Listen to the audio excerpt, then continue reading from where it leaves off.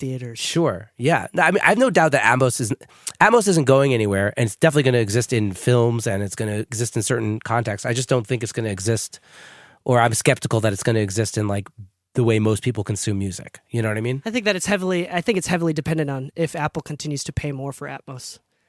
How much longer is that scalable for them? Because like how much do you have to convince someone that a potentially worse product is better? You know?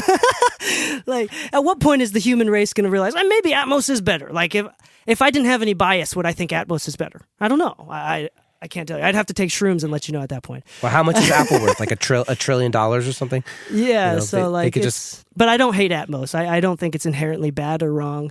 I'm in the moment of waiting. I'm very conservative about it. Well, I'm beyond you, and I'm totally conservative about it. I'm curious about it and thinking about it and asking people about it, but totally not doing anything I'm definitely about it. Don't recommend anybody to go into debt for it. Yes. It is not one of those things you book them and they will come kind of situations. It is not that. The other thing I wanted to ask you about was Twitch streaming. I haven't gotten into Twitch yet. I just feel like it's another platform. How many platforms are there? But it seems to be. Has that really helped you grow your podcast, your audience? How has Twitch been going for you, and what's it about? So Twitch is a bad place to grow. The algorithm of Twitch is not very conducive to discoverability.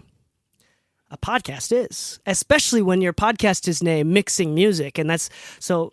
The reason why we hit so well is because of the name of the podcast. People type in mixing and music, whatever. But Twitch itself, I had half a thought to call my podcast like the Music Production Podcast. That would have been valid. That would have helped you. It probably would have helped me. I was like, nah, it's too generic. Oh no, that's definitely perfect plan. Anyway, but so Twitch is not a great place to be discovered, but it's a really great place to convert already existing audience into deeper audience members. So it's a lot more interactive. It's a lot more personal. You're communicating with your audience like directly. There's a little bit of latency, obviously, but you're communicating with them directly, and it's a lot more personal. I have very few viewers relative to like Kenny Beats or like the biggest Overwatch or World of Warcraft player, right? But it's just a way. It tightens my group. It tightens the community that I already have. It doesn't grow my community necessarily. I'm able to make some money from it. Some ad revenue, but that's like minimal. But mostly because people choose out of their own free will to subscribe and pay $5 a month. And I make a 50% of that. And people will send me tips. And I try to incentivize people to do that. I have it's super customizable. Twitch is super customizable.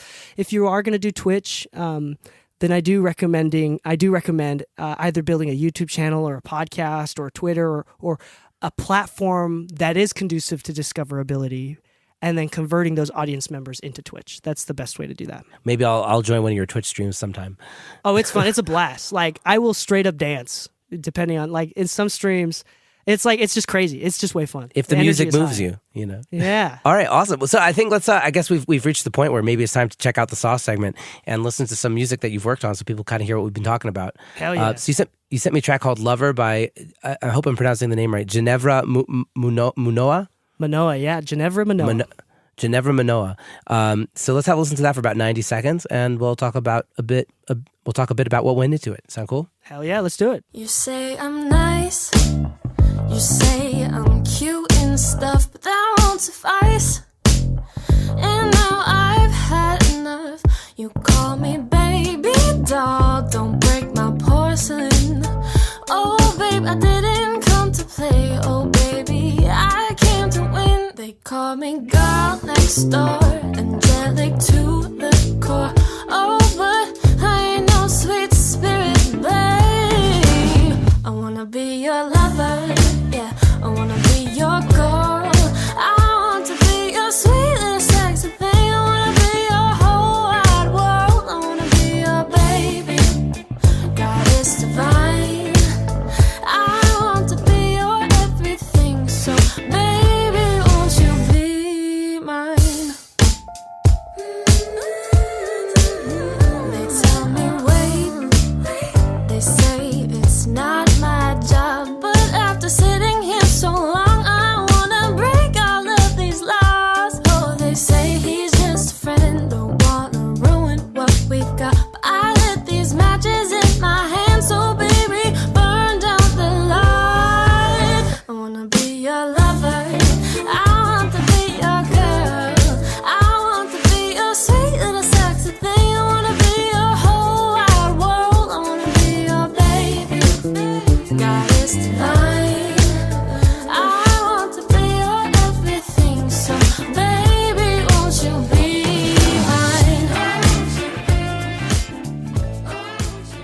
Yeah, baby. Wow, that is funky.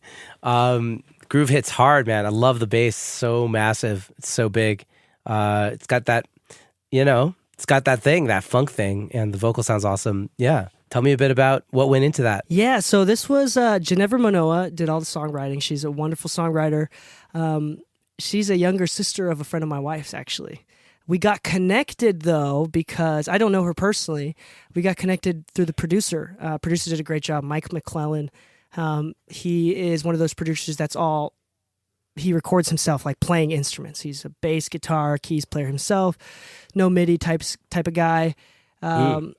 I think those drums are samples. I think that's the only thing that were samples in the mix. This was a relatively small session for a pop song. By relatively small, I mean like 70, 80 tracks or something like that. And I will be honest and say this is one of those mixes that I probably did the least amount of mixing. It was honestly, this song is great. This song's fun. Like, yeah, I do a lot totally. of pop stuff, but it's never usually this funky. So I take these ones. Leaned into it.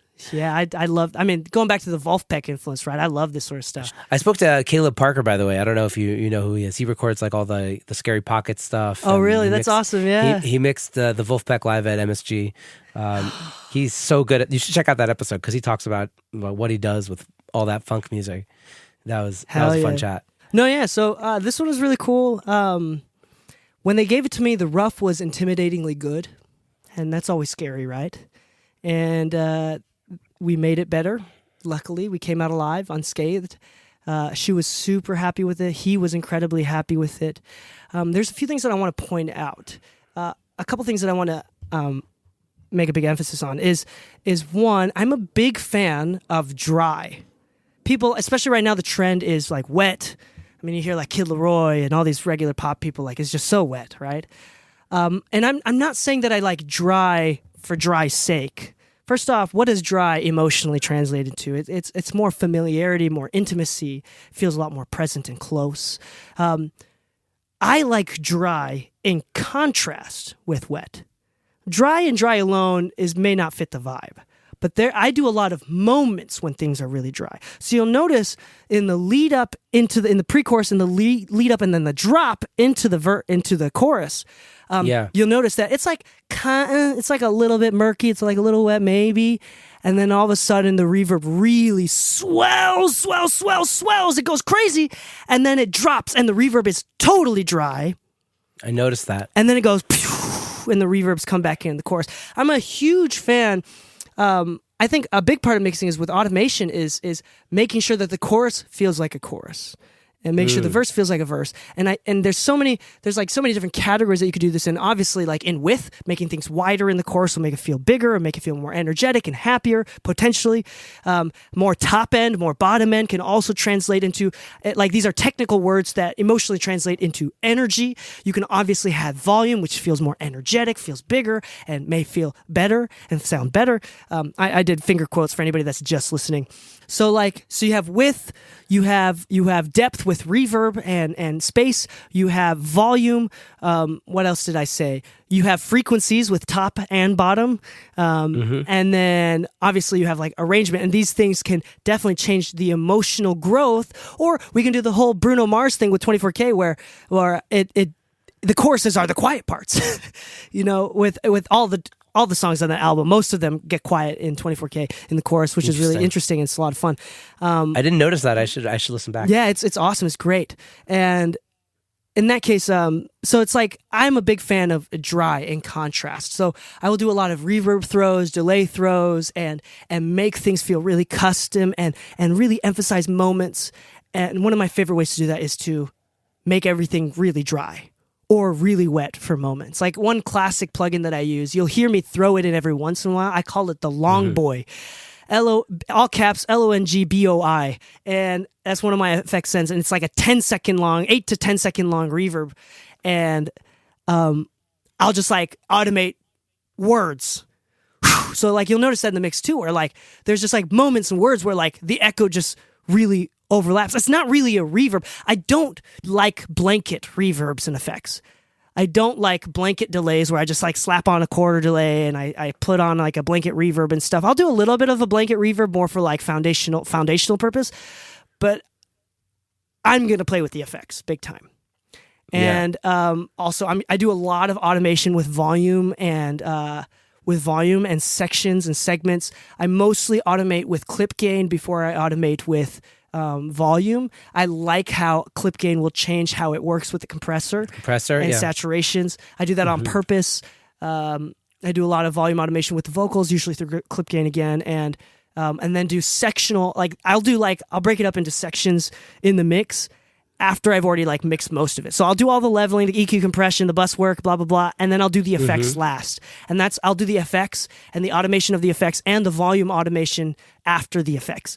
And then that's when I start doing the effects and the automation is when I finally, probably because I'm lazy, but like that's when I finally put in like the markers in Pro Tools and say this is the chorus and stuff, because that's when I'm really trying. I make everything sound good at a baseline level before I get to that point. And then now I'm not worried on making it sound good. I'm trying to make it sound different. Like make each section feel You're like trying to hit engage harder. the listener. Exactly. So, and these are really all underappreciated things, but as you listen to this and check this song out, Ginevra Manoa, GENEVRAMUNOA, Lover by her. It's I'll have a link in the show notes. Thank you. Appreciate that. For sure. I hope that it comes across that this mix was very fun. It was playful. Everything about the song is fun, so I could only assume the mixing it was fun. The mix was fun, and more importantly, that mix was done in 2.5-3 hours, baby. Awesome. Which is crazy. Like I know people will be like, "That's not credible," and all. No, listen to it. Tell me that it's bad. Listen to it. That's great. And you mastered this yourself as well? I did in this scenario, yes. Mixed and mastered. Yeah, and amazing. And in terms of like there's just the bass and I don't know, the bass just felt massive. Do you remember anything about the processing there, about what you kind of maybe did? Or did you just leave it as is? So this is shout out to the producer again, Mike. He gave me 3 bass tracks. It was all the same bass. And it's one of those funky bass forward kind of songs, right?